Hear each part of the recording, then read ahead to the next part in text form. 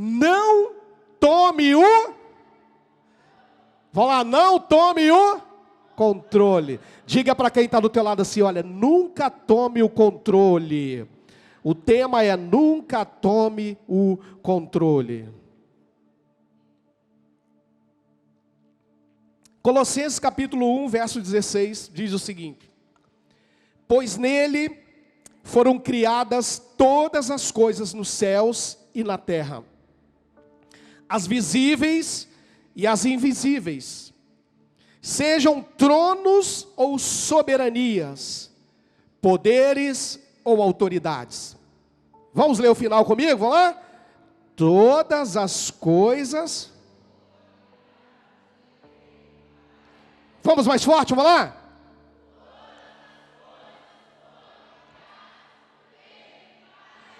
Então o controle deve estar nas mãos dele, de Deus.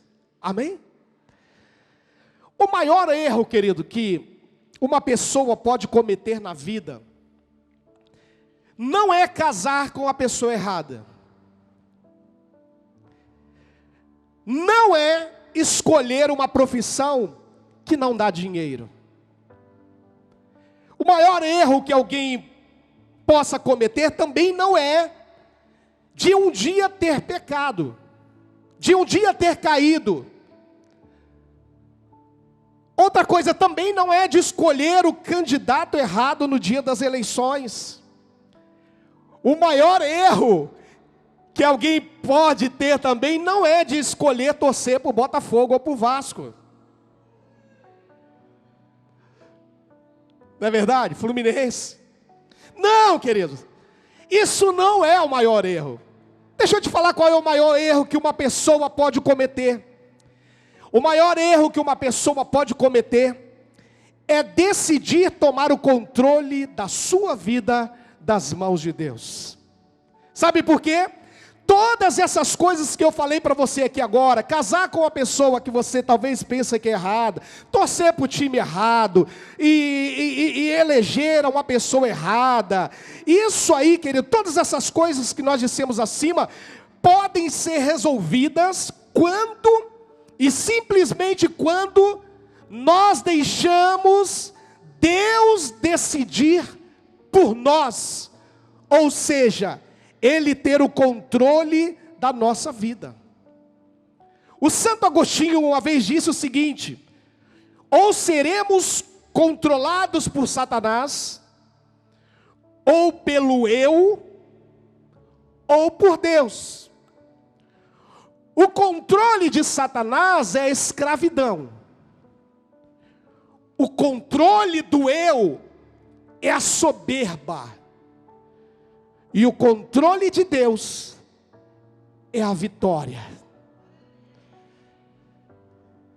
Todas as vezes que você inventar de tomar o controle das mãos de Deus, você estará fadado a assistir o filme da sua vida que o seu eu escolher. Tomou o controle das mãos de Deus, sabe quem vai escolher o seu futuro? O seu eu, o seu ego, ou Satanás, porque não existe o controle ou está nas mãos de Deus, ou está com você, ou está nas mãos de Satanás. E quando o eu determina, querido, saiba de uma coisa, a queda é certeira. Quando você entrega o controle para o seu ego, para o seu eu, saiba de uma coisa, é certa a sua queda. E eu nem vou falar de Satanás, porque Satanás piorou ainda. Entregar o controle nas mãos de Satanás, você já sabe que a derrota não é certa. E a palavra diz lá em Hebreus 16, 18, na Bíblia a Mensagem, ou na tradução Mensagem, ele fala assim, olha, primeiro vem o orgulho, depois a queda. Quanto maior o ego, maior é o tombo. Para isso que serve o nosso ego. Para isso que serve o nosso eu. Entrega o controle da sua vida na mão do seu ego, que você vai ver onde você vai parar. Você nunca poderá confundir, querido, livre-arbítrio com poder. As pessoas confundem muito isso, livre arbítrio, com o poder de decidir e de tomar a escolha da sua vida e de tomar o controle das mãos de Deus para decidir tudo. O livre arbítrio é o direito de escolha que Deus concedeu ao ser humano, mas o poder é dado por Deus para aqueles que receberam o Senhor para mudar a sua história, a sua vida, para os filhos de Deus. Então o livre-arbítrio é dado para todos. Para todos. Todo mundo tem o livre-arbítrio. Não conhece Deus, está com o controle na mão do diabo, está com o controle com o ego, mas o poder de mudar a história só é dado para aquele que entrega o controle nas mãos de Deus e nunca toma. Porque esse é o Filho de Deus. Esse é o Filho de Deus.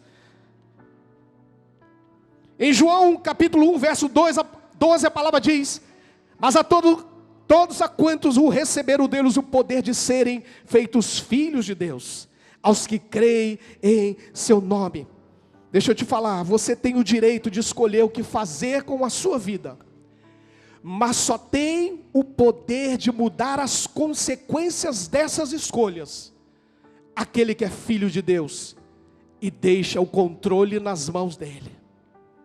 Não tem como ser de outra forma. Ou você declara Jesus como Senhor e Salvador e entrega o controle por completo nas mãos de Deus, ou você será dominado pelo seu ego e você não vai alcançar a vitória daqueles que têm o controle nas mãos de Deus.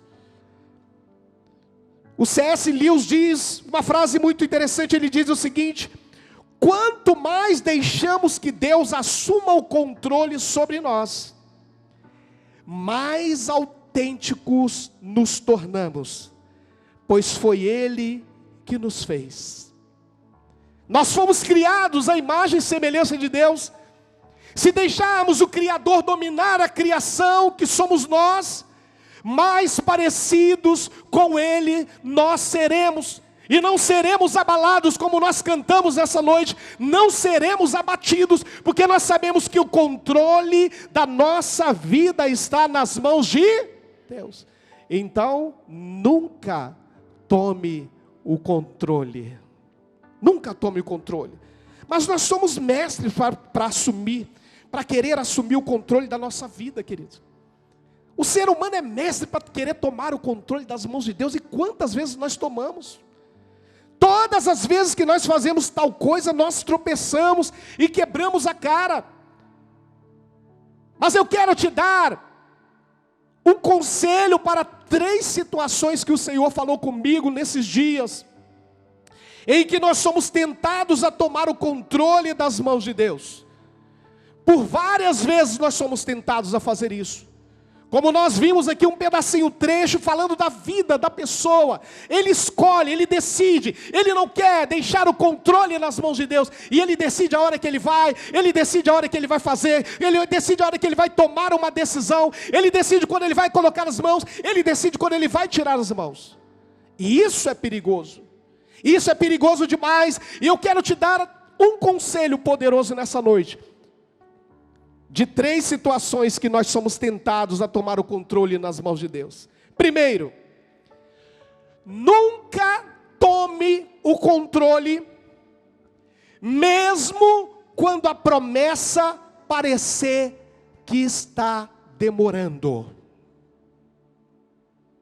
Somos mestres para fazer nesse momento ou não somos? Está demorando. Querido, eu quero trazer um exemplo aqui de Sarai e Abrão. Eles ainda não eram Sara e Abraão. Sarai e Abrão, eles caíram nessa armadilha. Eles foram conquistados pelo imediatismo. Eles foram absolvidos pela impaciência, pela falta de fé. No capítulo 15 de Gênesis, Deus confirma uma promessa para Abraão. Ele fala assim: E então a Bíblia fala, então o Senhor deu-lhe a seguinte resposta. Quando Abraão falou que queria ter um filho, ter um herdeiro, ele falou, ele já estava com quase 100 anos, chegando aos 100 anos, e ele falou assim, Deus, o Senhor falou comigo que era para eu sair daquela terra, e o Senhor me daria uma descendência poderosa, eu estou ficando velho, e nada acontece. Aí Deus fala para ele o seguinte, deu a seguinte resposta, seu herdeiro não será esse, porque ele queria tomar um herdeiro, um filho da casa dele, de uma escrava ali, ou alguém que estava trabalhando com ele, trabalhava na casa dele, ele queria tomar como herdeiro aquela pessoa, aquele homem, mas a Bíblia fala, seu herdeiro não será esse, um filho gerado por você mesmo, será o seu herdeiro. Olha a promessa que Deus havia feito a Abraão, e ele falou, sai debaixo dessa tenda, olha para o céu e veja se você pode contar as estrelas dos céus, isso é o tamanho da sua descendência que eu te darei. Isso foi no capítulo 15, queridos. Algum tempo depois, que a Bíblia não fala quanto tempo, aí Sarai resolve esquecer a promessa e tomar o controle das mãos de Deus. Pelo relógio de Sarai, a promessa estava demorando demais. Estamos velhos. Parece que não temos mais condições de gerar filhos. A nossa idade já chegou. Né? Não dá mais. Imagina hoje, querido, 2 velhinhos com 90 anos dentro de casa. E Deus fala assim, vocês terão filho. Não, Deus, pode ficar tranquilo que o meu empregado aqui, ele vai tomar conta da minha herança. Não, um filho gerado pela tua esposa, por você, será o descendente. Imagina, querido. Aí Sarai, algum tempo depois, ela resolve esquecer a promessa e tomar o controle das mãos de Deus. Pelo relógio de Sarai, a promessa estava demorando demais. No capítulo 16, nos versos 1 e 2, olha só o que a Bíblia diz. Ora, Sarai, mulher de Abrão, não lhe dera nenhum filho, como tinha uma serva egípcia, chamada Agar, disse a Abraão, o esposo dela, olha só, querido, o grande problemão começa aqui. Sarai chama o seu esposo, Abrão, e fala o seguinte, já que o Senhor me impediu de ter filhos, já que Deus está demorando com a promessa dele, ele falou que ia dar e não está chegando, estou ficando velho, já estou velho, nós estamos velhos, não temos condições mais, vamos fazer o seguinte, vamos tomar o controle das mãos de Deus e vamos resolver nós aqui mesmo, está demorando a promessa. Aí Sarai fala a Abrão, disse a Abrão, já que o Senhor me impediu de ter filhos, possua a minha serva, talvez eu possa formar família por meio dela. Aí o que aconteceu? Abraão disse, Abraão aceitou a proposta, ele não é bobo nem nada, né?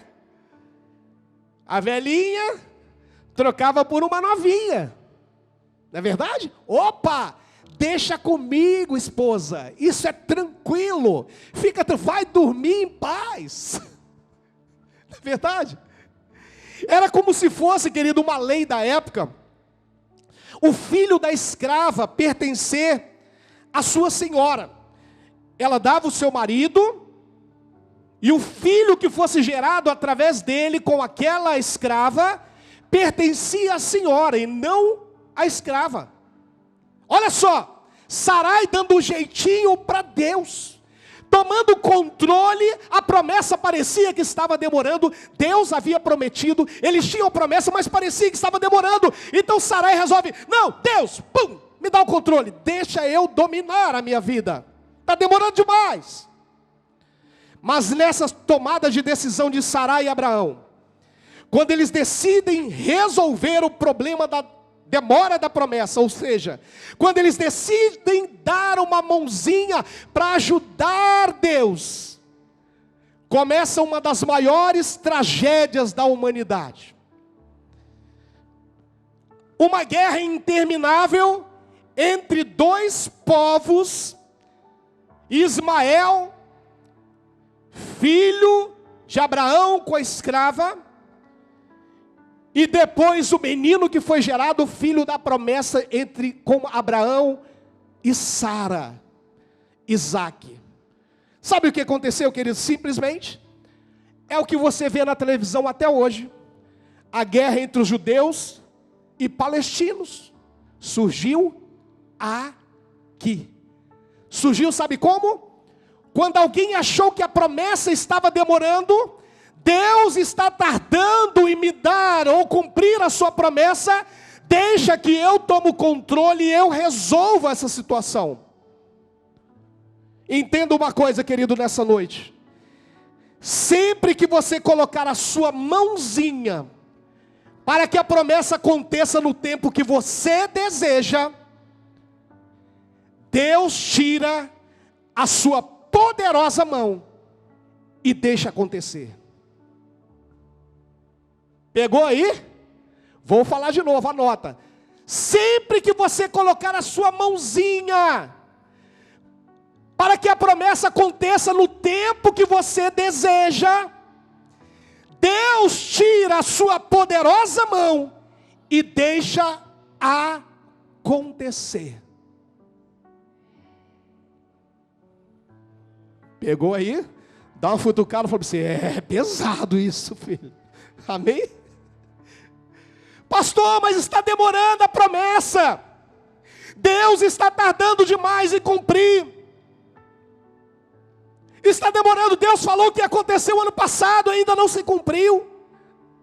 Eu ainda não fui curado. Não aconteceu, aquela porta não se abriu, está demorando. Eu estou já tomando controle, porque Deus não está cumprindo a promessa dele.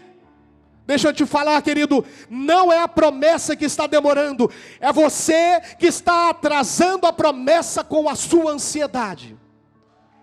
Espere, aguarde. Uou! A promessa só se cumprirá quando o seu coração estiver alinhado com o coração de Deus. A pergunta é: você está pronto para receber a promessa? É a hora de você receber? Você acha que é. Sarai também pensou que era a hora, mas Deus sabia que não era o momento. Mas eles decidiram tomar o controle das mãos de Deus, e aconteceu essa grande tragédia que nós assistimos até hoje.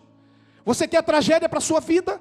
Ou você quer esperar a promessa de Deus se cumprir no tempo dele e não no seu? Chegou a hora de você pensar sobre isso, querido. Por isso, nunca tome o controle.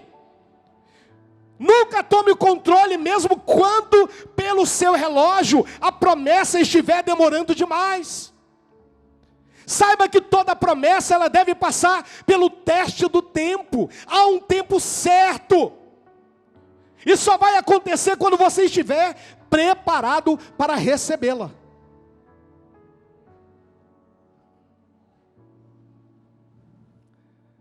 Deus nunca chega adiantado e nem atrasado. Sua hora é perfeita. Basta confiar que Ele virá no tempo dele e não no seu. Deus não atrasa e nem adianta o relógio. O tempo de Deus é o tempo Kairos. O seu é o Cronos. Ele está no tempo da eternidade e você está no tempo do Cronos. Deus trabalha no tempo dele e não no seu. Então nunca tome o controle, mesmo quando você achar que a promessa está demorando. Está demorando, mas creia, vai chegar no tempo de Deus. Quem crê nisso, dê um aplauso forte ao Senhor aí. Yes!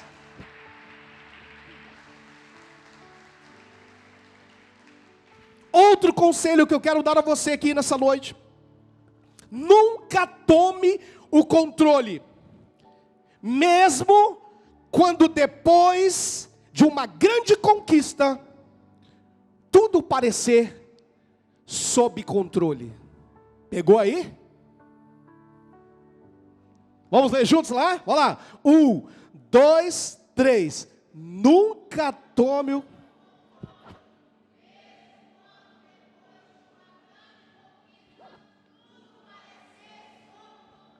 Yes! A história do rei Ezequias, queridos, é interessante para nós ilustrarmos isso aqui. A história do rei Ezequias é fantástica. Ezequias foi um dos reis mais notáveis de Judá. Sua história ficou conhecida na Bíblia não apenas por causa do seu reinado, mas também pela forma como a sua vida foi prolongada milagrosamente pelo Senhor após uma grave doença. A Bíblia não fala qual a doença que Ezequias teve, mas Ezequias teve uma grave doença, e a Bíblia chama de doença de morte, que era para a morte. O tempo de Ezequias aqui na terra foi prolongado por mais 15 anos, após ele clamar ao Senhor: Deus, por favor, prolongue mais os meus dias aqui na terra. E Deus prolongou os dias de Ezequias por mais 15 anos. E enquanto ele estava no poder, foi quando ele adoeceu gravemente. O que realmente se sabe, querido, é que essa doença era uma doença terminal, e que o Senhor lhe enviou o profeta Isaías com a finalidade de lhe avisar para colocar a casa em ordem. Ezequias, coloque a sua casa em ordem, porque você vai morrer. Ezequias, coloque a sua casa em ordem, porque chegou a sua hora. Deus vai te recolher. Mas o rei Ezequias orou ao Senhor fervorosamente, rogando pela misericórdia divina. Então Deus novamente enviou o profeta Isaías ao rei Ezequias, para avisar ao rei que o clamor dele o Senhor havia ouvido, e os seus dias tinham sido prolongados por mais 15 anos.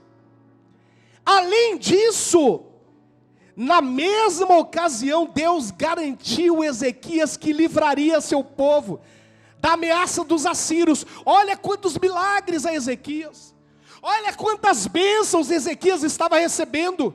Ezequias nesse momento era vencedor, as coisas estavam indo muito bem, parecia que estava sob controle. Na verdade estava sob controle, para ele. No capítulo 39, quando tudo está sob controle, Ezequias tem mais 15 anos de vida pela frente. Deus havia livrado Ezequias de uma doença de morte, havia livrado o povo dos assírios. Sabe o que o rei Ezequias faz? Ele fala bem, se está tudo bem, está tudo sob controle, eu tenho mais 15 anos de vida, tudo bem, estou empregado, a empresa está muito boa, está correndo tudo certo. Não, minha família está tranquila, está tudo legal na minha casa. Deus, me dá o controle. Eu agora vou tomar o controle, porque está tudo sendo tranquilo. Sabe o que o rei Ezequias faz? Ele abre as portas do palácio para receber os babilônios, povo que depois iria prender todo o povo de Ezequias, ou pelo menos uma grande parte. Ele faz uma aliança errada, ele acha que está tudo sob controle, recebeu a cura, o milagre aconteceu, foi curado do câncer, foi curado da cabeça, curado da coluna. Eu estava precisando de um emprego, de uma porta aberta, Deus me deu. Eu estou bem empregado, passei no concurso, estou muito legal. Deus, deixa comigo, agora eu estou no controle. Foi isso que o rei Ezequias fez. Agora ele começa a fazer uma aliança errada com os babilônios. Sabe o que acontece? O próprio Isaías, que havia falado com ele para preparar a casa, que ele iria morrer, saiu. Ezequias clamou, Deus curou mais 15 anos. Ele volta e fala, o Senhor ouviu a tua voz, o Senhor ouviu a tua oração, você tem mais 15 anos. Agora o rei Isaías volta, e olha só o que ele fala: ouça a palavra do Senhor dos exércitos. Um dia, tudo que está em seu palácio, bem como tudo o que os seus antepassados acumularam até hoje, será levado para a Babilônia. Sabe por quê? tomou o controle das mãos de Deus por achar que estava tudo sob controle, abriu as portas do palácio para os babilônios, fez alianças erradas, e agora Deus vem com a palavra através do profeta, e ele continua: nada ficará, diz o Senhor, e alguns dos seus próprios descendentes serão levados e se tornarão eunucos no palácio do rei da Babilônia. Que tristeza, querido. Que tristeza. Ezequias estava num dos melhores momentos da vida dele. Foi um dos mais nobres reis da Bíblia.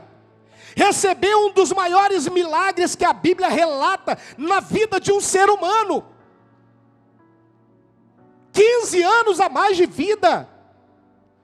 Mas mesmo assim, decidiu tomar o controle das mãos de Deus, no que culminou com a condenação dos seus descendentes, que se tornaram prisioneiros da Babilônia. Deixa eu te falar uma coisa nessa noite. Tomar o controle das mãos de Deus, mesmo quando tudo estiver ao seu favor, mesmo quando tudo parecer que está sob controle, é entregar o futuro dos nossos descendentes à própria sorte. Veja o que você está fazendo com a próxima geração. Entenda o que você está fazendo com a próxima geração. Parece que a sua vida está tranquila. Você está vivendo agora um momento mais tranquilo da sua vida. Mas nunca, nunca tome o controle das mãos de Deus nesse momento. Porque a próxima geração, o futuro, a sua descendência pode ser entregue nas mãos dos babilônios e ir para o cativeiro. Para você hoje, está tudo tranquilo. Mas e quando você partir? O que ficará para a próxima geração? Foi o que aconteceu com Ezequias.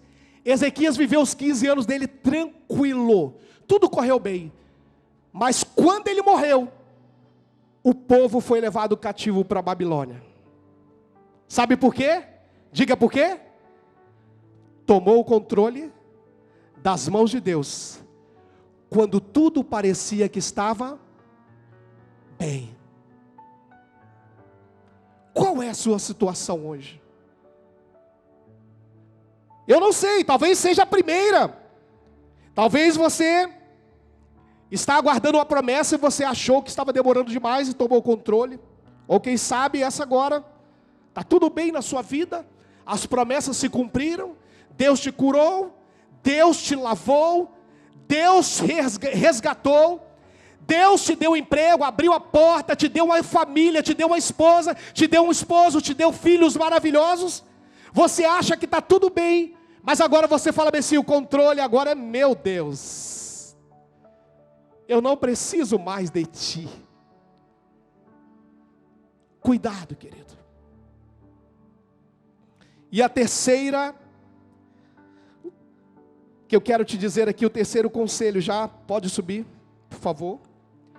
O terceiro conselho que eu quero te dar nessa noite: não tome o controle das mãos de Deus, mesmo quando você estiver numa situação que aos seus olhos parece impossível. Amém, queridos? Quem está comigo aí? Quem está dormindo aí, diga glória a Deus. Glória a Deus. Viu? Peguei que tem gente dormindo? Brincadeira. Não tome o controle, mesmo quando estiver numa situação que aos seus olhos parece ser impossível. Primeiro quem lembra da primeira? Quem está acordado aí? Não tome o controle, mesmo quando a promessa parecer que está demorando. Segundo, não tome o controle quando tudo estiver sob controle. E o terceiro, não tome o controle, mesmo quando estiver numa situação que aos seus olhos parece ser impossível. É quando vem aquela famosa frase que todos nós talvez já dissemos um dia: agora não tem jeito mesmo. Eu vou ter que dar um jeito com as minhas próprias mãos. Eu não tenho saída. Eu vou ter que dar um jeito. Eu não tenho saída, eu vou ter que aceitar essa coisa, esse emprego. Eu vou ter que aceitar, submeter, de repente, entrar numa situação de corrupção. Não tem jeito, a minha família está vivendo num momento difícil. Não tem jeito.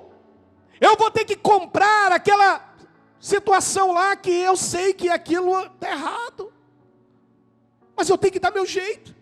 É impossível se eu não fizer isso. Será impossível. Saul foi o exemplo de alguém que se encontrava numa situação que parecia impossível sair. Saul, o primeiro rei de Israel, ele iniciou o seu trabalho como um homem simples que confiava em Deus. Saul confiava em Deus. Mas depois que o primeiro sucesso militar reforçou a popularidade de Saul, ele começou a confiar em sua própria sabedoria, e aí ele deu menos importância para a vontade de Deus. Sabe o que ele fez? Ele começou bem, o controle estava nas mãos de Deus, mas ele começou a vencer. Ele começou a ficar popular. Sabe o que ele fez agora? Estava numa situação difícil. Estava vivendo agora um momento quando ele se preparava para conduzir seus soldados na batalha contra uma multidão de filisteus armados. Ele pega o controle das mãos de Deus, a confiança de Saul, que estava em Deus quando ele começou toda a sua carreira. Agora ele começa a ser testado diante daquele exército que vinha contra eles.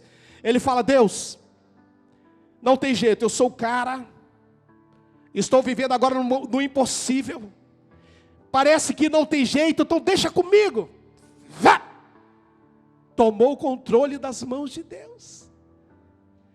Eu preciso sair dessa. Eu preciso me meter e pegar esse dinheiro com a agiota, porque estou vivendo uma situação difícil. É impossível eu sair da situação financeira se eu não for lá e pegar esse dinheiro com a agiota. Foi o que o Saul fez, trazendo para os nossos dias. Eu tenho que me meter nessa, senão a minha empresa vai falir. Eu tenho que entrar nessa, porque senão meu filho será preso. Eu tenho que me submeter a isso, porque senão, não vai acontecer, é impossível acontecer. Saul olhou para o seu formidável inimigo e observou seus próprios soldados atemorizados ali, pelo adversário. Ele observou que os soldados estavam abandonando as suas posições e os seus deveres. Então o desespero bateu em Saul. E aí foi quando ele ofereceu o sacrifício. E ele era um rei. Ele não poderia oferecer sacrifício. Apenas o sacerdote. Ele tinha que esperar Samuel chegar. Ele vai e toma o controle. Deus, deixa comigo. É impossível. E forçado pelas circunstâncias, ofereci holocausto, disse ele. Talvez você esteja vivendo nesse mesmo dilema de Saul. O desespero bateu na sua porta. Uma enfermidade terrível. Um problema na família. Um problema financeiro. Parece que não haverá mais solução para você. Mas chegou a hora de você lembrar o que a Bíblia diz, lá em Abacuque 3, 17 ao 19, que diz: mesmo não florescendo a figueira, não havendo uvas nas videiras, mesmo falhando a safra das azeitonas, não havendo produção de alimento nas lavouras, nem ovelhas no curral, nem bois nos estábulos, ainda assim eu exultarei no Senhor e me alegrarei no Deus da minha salvação.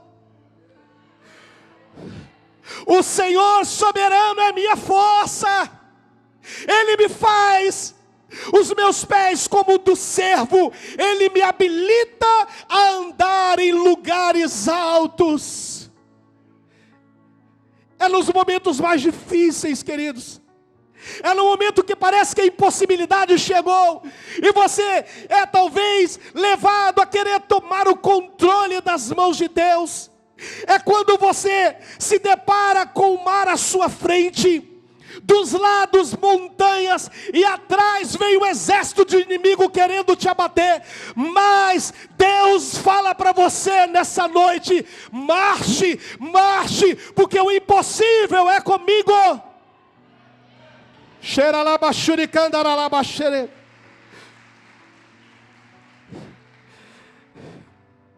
Eu não estou vendo possibilidades nenhuma, pastor. Eu estou no beco sem saída.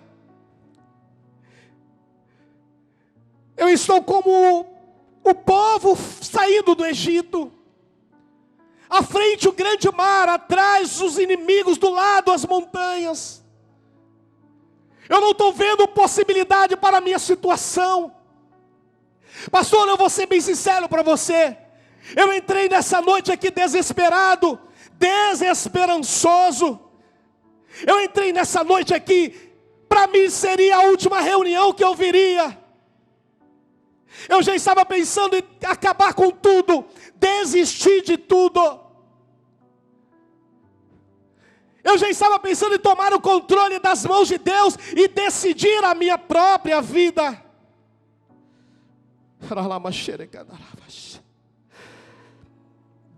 Mas saiba de uma coisa, querido, eu quero dizer para você: Deus está no controle da sua vida. Não perca a esperança.